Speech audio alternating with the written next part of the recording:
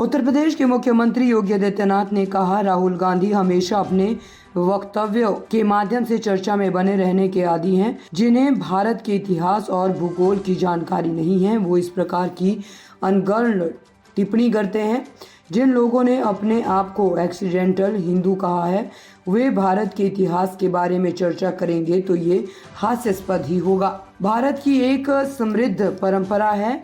मुझे आश्चर्य इस बात का होता है कि राहुल गांधी बोलते समय उन राजाओं के योगदान को भूल गए जिन्होंने भारत को बनाने में योगदान दिया, जिन्होंने हिंदुस्तान का इस्लामीकरण करने के लिए कोई कोर कसर नहीं छोड़ी थी, जिन लोगों ने अत्याचार की सभी सीमाओं को लांघ डाला था। राहुल गांधी को इसके बारे में भी चर्चा करनी चाहिए। उन्होंने राजा महाराजाओं पे एक टिप्पणी की है सर, इस पे क्या कहना है? देखिए, राहुल गांधी जी हमेशा अपने वक्तव्यों के माध्यम से चर्चा में बने रहने के आदी हैं। जिन्हें भारत के इतिहास और भूगोल की जानकारी नहीं है,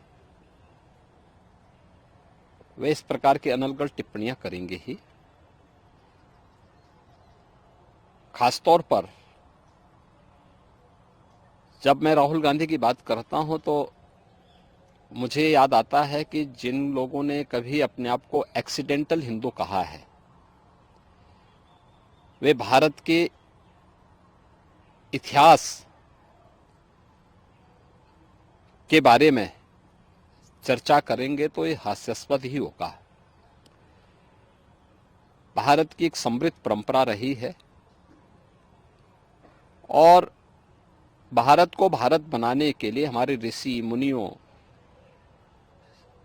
राजा महाराजाओं, जनता जनार्दन और समाज के प्रत्येक तबके का अपने अपने क्षेत्र में सबका योगदान रहा है।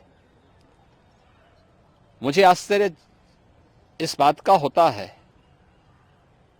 कि राहुल जी बोलते समय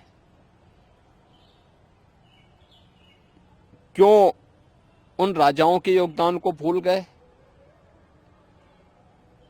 जिन लोगों ने भारत को भारत बनाने में योगदान दिया है। चंद्रगुप्त मौर्य हैं, अशोक महान हैं, महाराज मिहिर भोज हैं।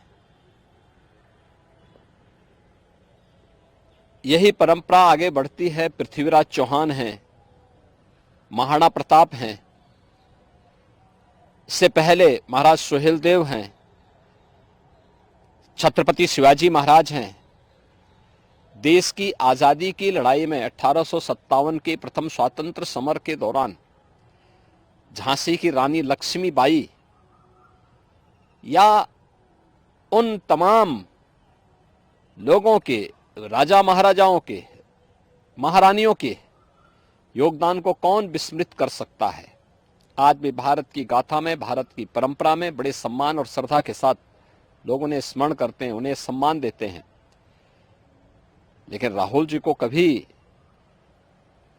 मध्यकाल के मुगलों के वे अत्याचार याद नहीं आए जिन्होंने हिंदुस्तान का इस्लामीकरण करने के लिए कोई कोर कसर नहीं छोड़ी थी, जिन लोगों ने अत्याचार और बर्बरता की सभी सीमाओं को लांघ डाला था।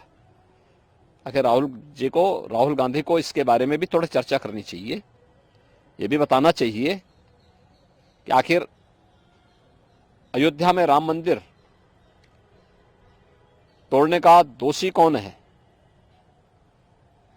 कौन दोषी था।